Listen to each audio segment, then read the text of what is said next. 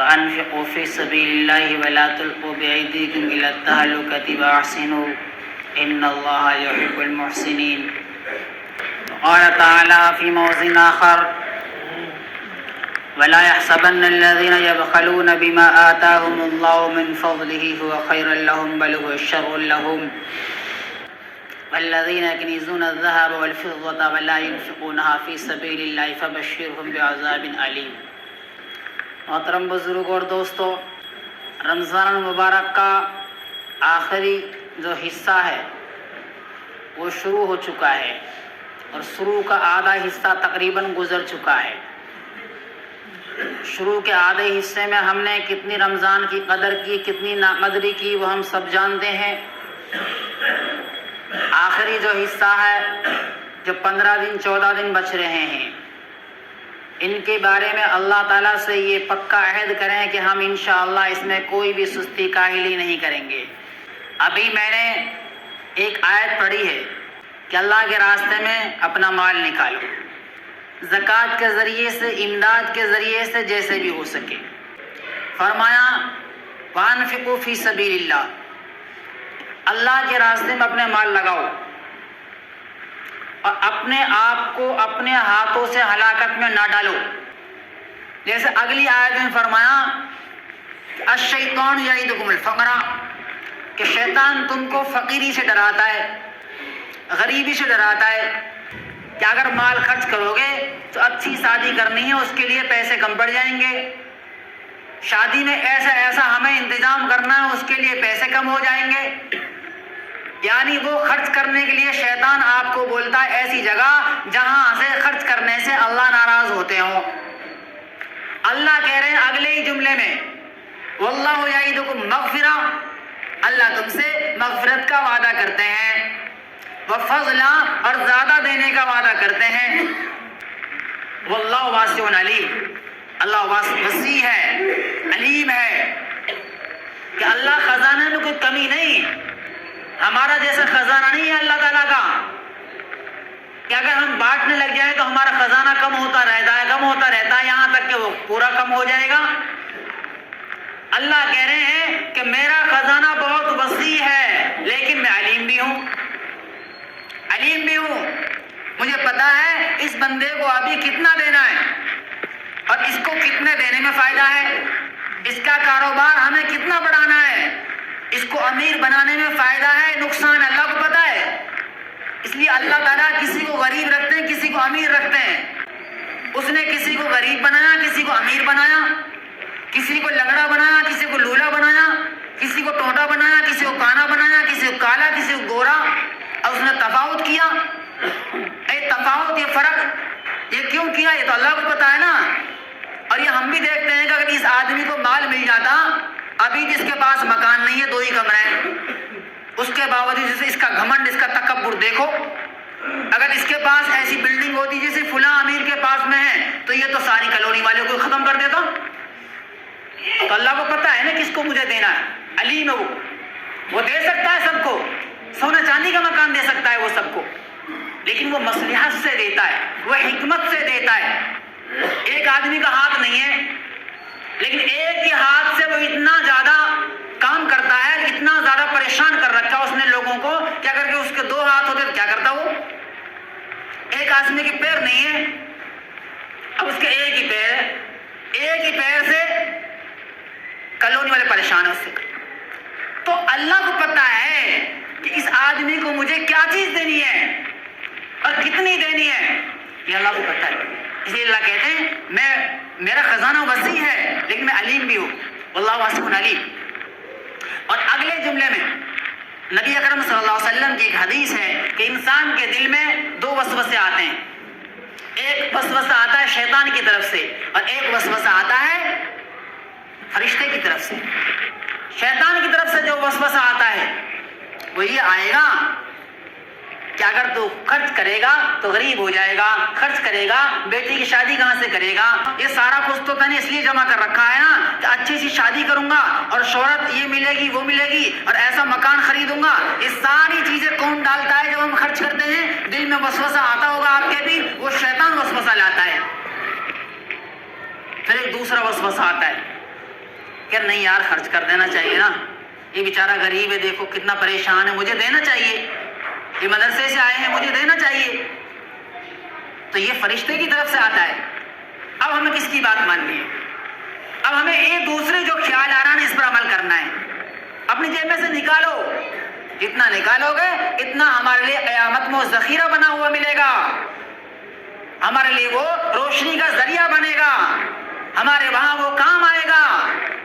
وَلَا يَحْسَبَنَّ الَّذِينَ يَبْخَلُونَ بِمَا آتَاهُمُ اللَّهُ, چوتھے پارے میں, کہ وہ لوگ جو بخیل ہیں, وہ لوگ جو مال کو جمع کر کے رکھتے ہیں, وہ لوگ جو مال کو اللہ کے راستے میں دیتے نہیں, وہ یہ نہ سوچیں کہ ان کے لیے یہ نہ دینا بہتر ہے. بل هو شر لهم, بلکہ برا ہے, بدتر ہے, ان کے لیے یہ نقصان دہ ہوگا, خسارے والا ہوگا, پچھتاوے والا ہوگا.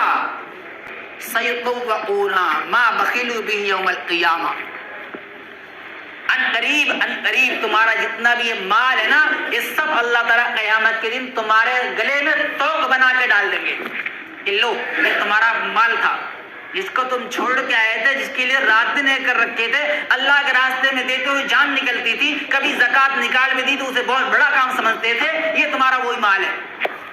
وَلِلَّهِ مِيرَاثُ السَّمَاوَاتِ وَالْأَرْضِ, آخر زمین آسمان کی میراث تو اللہ کی ہے. اس جملے میں اللہ نے ہمیں یہ سمجھا دیا کہ اگر نہ بھی دو گے, نہ نکالو گے, تو وہ مال کہاں لے جاؤ گے؟ رہے گا تو ہمارے ہی پاس.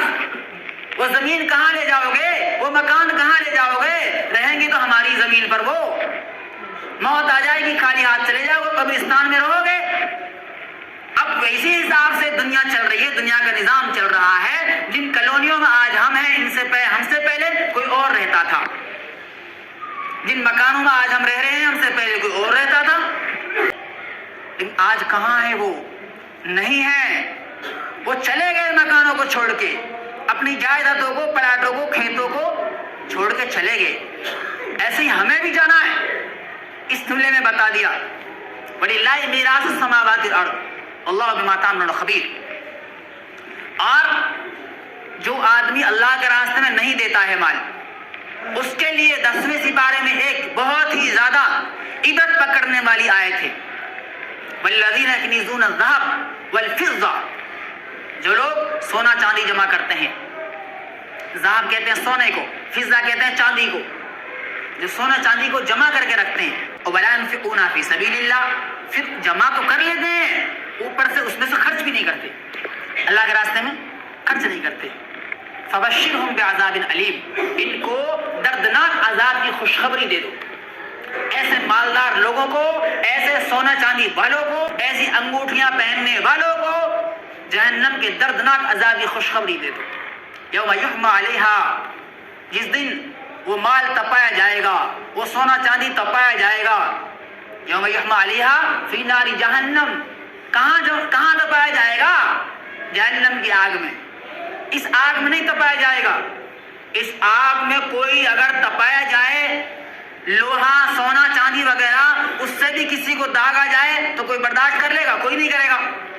لیکن وہ تو وہاں کی آگ میں تپایا جائے گا جو کہ اس آگ سے 69 گنا بڑھ کر ہے. یہ آگ اس کا 70واں حصہ ہے. اس آگ میں کیا تپایا جائے گا؟ یہ مال, یہ سونا, یہ چاندی. یوم یحمى علیہا فی نار جہنم فتقوی بها جباہہم وجنوبہم وظہورہم. فتقوی بها جباہہم وجنوبہم وظہورہم, پھر داغا جائے گا ان کی پیشانیوں کو, ان کی کروٹوں کو, ان کی پیٹھوں کو. کس سے داغا جائے گا؟ اس مال سے جو مال انہوں نے کمایا, اس مال میں سے زکوٰۃ نہیں نکالی تھی, اللہ کے راستے میں نہیں دیا تھا. وہ مال وہاں تپایا جائے گا جہنم کی آگ میں, اور پھر اس سے ان کی پیشانیوں کو داغا جائے گا. یوم یحمى علیہا فی نار جہنم فتقوی بها جباہہم وجنوبہم وظہورہم ھذا ما کنزتم. اللہ کہیں گے یہ ہے وہ مال, ھذا ما کنزتم لانفسکم, جو تم نے جمع کیا تھا, تمہارا ہی مال ہے. فذوقوا ما کنتم تکنزون, اب اس جمع کیے ہوئے مال کا مزہ چکھو, مزہ چکھو. فذوقوا ما کنتم تکنزون, یہ اس کے لیے ہے جو اللہ کے راستے میں اپنے مال کی زکوٰۃ نہ دیتا ہو. زکوٰۃ نکالنے کے وقت میں ہم میں سے کتنے بھائی غریب بن جاتے ہیں کہ ہمارے پاس پیسہ ہے ہی نہیں، یا زکوٰۃ نکالیں گے تو معمولی نکال کے فارغ، ہم نے تو نکال دیا جی، ہم نے دے دیا اللہ کے راستے میں۔ اور زکوٰۃ نکالنی کس کی ہے اور کتنی نکالنی ہے؟ اللہ نے 2.5% مانگا ہے، اللہ نے کہا 2.5% مجھے دو، 97.5% تم کھا لو۔ مفتی تقی عثمانی صاحب نے لکھ رکھا ہے یہ تو اللہ تعالیٰ کا پیار ہے جو اللہ نے یہ کہہ دیا، اگر اللہ یہ کہتے کہ 97.5 میرے راستے میں دو، تم صرف 2.5% ہی کھاؤ گے تو یہ بھی جائز تھا، یہ بھی انصاف تھا، کیونکہ دینے والا تو اللہ ہی نا۔ مال کس نے دیا؟ اللہ نے، اور جس نے دیا وہ کتنا مانگ رہا ہے؟ 2.5%، اور اس کو بھی نہ نکالے کوئی تو پھر سزا تو بنتی ہے، اور سزا کیا بنتی ہے وہ میں نے ابھی آپ کو بتائی، پیشانی بھی داغیں گے اللہ کروٹیں بھی داغیں گے، اللہ پیٹھ بھی داغیں گے۔ اور ایک حدیث میں فرمایا کہ اس کا وہ مال قیامت کے دن گنجا سانپ بنا کر اس کے گلے میں ڈالا جائے گا، جو اس کے جبڑوں کو پکڑ لے گا، اس سانپ کے منہ کے نیچے 2 نقطے ہوں گے، گنجا پن ہونا یہ بھی زہر زیادہ ہونے کی علامت، اور 2 نقطے سانپ کے منہ کے نیچے ہونا یہ بھی زہریلے ہونے کی علامت۔ تو یہ سب کس کے لیے سزا ہوگی؟ یہ اس کے لیے سزا ہوگی جو مال کی زکوٰۃ نہ دیتا ہو، جو اپنے مال کو اللہ کے راستے میں نہ دیتا ہو۔ اور ایک حدیث میں فرمایا کہ 2 خصلتیں مومن میں جمع نہیں ہو سکتی، مومن میں 2 خصلتیں جمع نہیں ہو سکتی، ایک بدخلقی اور دوسرا بخیلی۔ دونوں ذہن میں بٹھا لینا، یہ دونوں باتیں۔ مومن میں 2 خصلتیں جمع نہیں ہو سکتی، ایک بدخلقی، دوسرا بخیلی۔ یہ ایسے ہیں جیسے ضدین ہوتے ہیں، رات آئی تو دن گیا، دن آیا تو رات گئی، ضدین۔ تو اگر مومن ہے، اس کے اندر اگر ایمان ہے، پکا ایمان مومن ہے وہ، تو اس کے اندر یہ 2 صفتیں نہیں آ سکتی۔ Press the bell icon on the YouTube app and never miss another update.